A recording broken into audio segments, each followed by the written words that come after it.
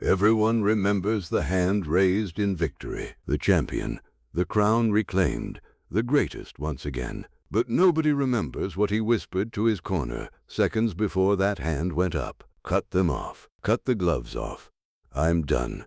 I can't go on. The greatest fighter who ever lived, begging to quit. And 30 feet away, in the opposite corner, another man was saying the same thing. Two kings, both broken, both praying for the same mercy at the exact same moment. Only one of them got to hear the word stop. Manila, October the 1st, 1975. The sun hadn't even climbed the sky yet. It was morning. Barely 11 o'clock, but the fight had to start early. America was watching. Prime time, 10,000 miles away. So two men would go to war before lunch. Inside the Araneta Coliseum, the air did not move. The temperature in that arena climbed past 100 degrees, some said 107. Under the television lights, in the center of that ring, it felt closer to 120. The air conditioning was useless. 25,000 bodies packed into the dark, breathing the same thick, wet heat. It was less like a sports arena, more like the inside of a furnace. And into that furnace walked two men who had spent 5 years learning to hate each other. You have to understand what this was. This was not the first time. This was the third. Muhammad Ali and Joe Frazier had fought twice before, once each. Frazier won the first, knocked Ali down, handed him the first loss of his career. Ali won the second. Now they were even, 1-1. This was the tiebreaker, the final chapter. The last word in the most bitter rivalry the sport had ever seen. But it was more than a rivalry. Ali had made it personal. Uglier than personal. In the years before this fight, he had called Frazier a gorilla, called him ugly, called him ignorant, told the whole world that Joe Frazier was too dumb, too slow, too country to share a ring with him. He did it to sell tickets. He did it to get inside Joe's head. It worked. But it left a wound that never healed. Because Joe Frazier had helped Ali when Ali had nothing, when the government took Ali's title for refusing the war. When Ali was broke, banned, hated, Joe Frazier lent him money, spoke up for him, helped him get his license back, and Ali repaid him by humiliating him in front of the world. So when Frazier climbed through those ropes in Manila, he wasn't there to win a title. He was there to make Ali pay. The first rounds belonged to Ali. He came out fast, flat-footed, planted, throwing bombs. No dancing, no running, just power, straight down the middle, into Frazier's face. He believed he could end it early. 2 rounds, maybe 3. Frazier's knees buckled. His head snapped back. Ali leaned in and taunted him. "You dumb chump. They told me Joe Frazier was washed up." He thought it was almost over. He was wrong, because Joe Frazier did not go down.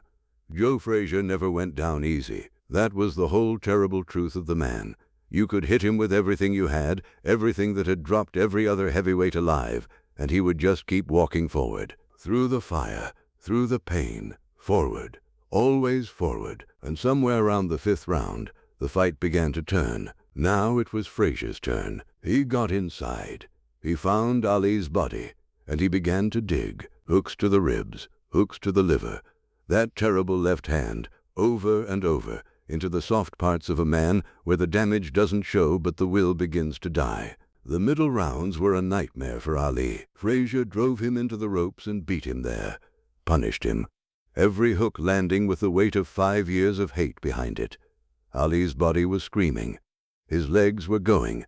The heat was pulling the life out of him with every second. Later, Ali would say something that most fighters would be ashamed to admit. He said that during those middle rounds, in the middle of the greatest fight of his life, a voice inside him told him to quit, to lie down, to make the pain stop. The bravest man in the sport. Thinking about surrender. And this is the thing nobody tells you about courage. Courage is not the absence of that voice. Courage is hearing it and refusing to obey. By the 10th round, both men were somewhere past exhaustion, somewhere human beings are not supposed to go. They were no longer really boxing. They were surviving. 2 men holding each other up in the center of a furnace, taking turns deciding who would break first. And then Ali found something. Nobody knows where. Not his corner, Not the doctors, maybe not even Ali himself. But somewhere in the 11th and 12th rounds, the old lightning flickered back to life. One last time, he started landing again. Clean, hard, precise. He knocked Frazier's mouthpiece flying into the crowd. He opened up cuts. He began to close Frazier's eyes. And here is the secret that stayed hidden for years. Joe Frazier was going blind. Frazier had a cataract in his left eye. Had it for years. Hid it, memorized the eye chart so the doctors wouldn't catch it. Fought half-blind his entire career and told no one. He could barely see out of the left eye at all. And now, in the 13th and 14th rounds, Ali's punches were slamming the right eye shut too. Think about what that means. Joe Frazier was standing in a furnace, in front of the hardest puncher he had ever faced, and the world was going dark. He couldn't see the punches coming. He could only feel them land. But he kept walking forward, into blows he couldn't see, into a darkness that was swallowing him whole. Because he had decided, long ago, that he would rather be beaten to death standing up than take one step back from Muhammad Ali. That is not stupidity. That is a kind of terrible, holy courage that almost no man on earth has ever possessed. The 14th round was the worst. Ali later called it the closest thing to dying he had ever known. Not a metaphor. He meant it. He believed, in that round, that one of them might actually die in that ring. He hit Frazier with everything. 9 straight punches. Frazier's head snapping with each one, sweat and blood spraying into the lights. And Frazier, blind, battered, barely upright, would not fall. Both men were finished, truly finished, running on nothing but will and hate and the memory of who they used to be. The bell rang. They staggered back to their corners. And in those 2 corners, at the exact same moment, 2 decisions were being made that would define both men forever. In Ali's corner, the champion collapsed onto his stool. He looked up at his men, and he told them the truth. Cut the gloves off. He was done. He could not answer the bell for the 15th. He wanted out. The greatest fighter who ever lived was asking his corner to end it, to let him quit before the last round. His cornerman leaned in, heard the words, cut him off. If that had happened, if those gloves had come off, Joe Frazier wins. Frazier is the champion. The whole history of boxing changes on those 3 words. But across the ring, in the other corner, an old man was looking into his fighter's ruined face. His name was Eddie Futch. He had trained fighters for decades. He had seen everything, and he was looking at Joe Frazier's eyes, one blind from birth, the other swollen shut, and he was doing the coldest, hardest math a corner man ever has to do. Joe couldn't see. And in the last 2 rounds, a man who couldn't see had been taking Ali's cleanest punches without defense. Futch knew. He knew that if Joe went out for the 15th, blind and helpless, something irreversible might happen. Something no title was worth. So he made his choice. Joe, I'm going to stop it. Frazier came off the stool. No, Eddie, you can't do that to me. You couldn't see in the last 2 rounds. What makes you think you're gonna see in the 15th? I want him, boss.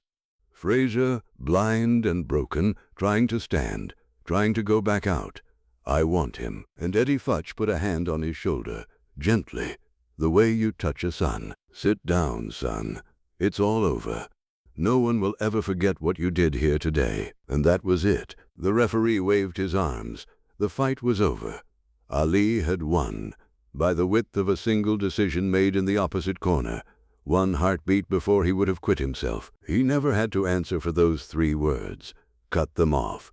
Because Frazier's corner stopped it first. The margin between the greatest victory of Ali's life and the greatest defeat was almost nothing. A few seconds. 1 old man's mercy, spoken in the wrong corner for Ali to win. When the announcement came, Ali rose to his feet, and then his own legs betrayed him. He collapsed to the canvas. The champion of the world, unable to stand in his own moment of triumph, because there was no triumph in it. Not really. They did not embrace that day. The hate was still too fresh. Frazier believed, until the day he died, that he had been robbed of his chance to finish it, that if Futch had let him out for 1 more round, things might have gone another way. He carried the bitterness for years. Ali's cruelty had cut too deep to forgive quickly, but something had changed in that ring. something neither man could put into words. They had seen each other, all the way down to the bottom of what a human being is made of. You cannot hate a man completely once you have seen him refuse to quit while going blind in a furnace. You cannot fully despise someone who walked into the same hell you did and would not step back. Years later, Ali said it plainly. He called Joe Frazier the greatest fighter of all time, next to himself.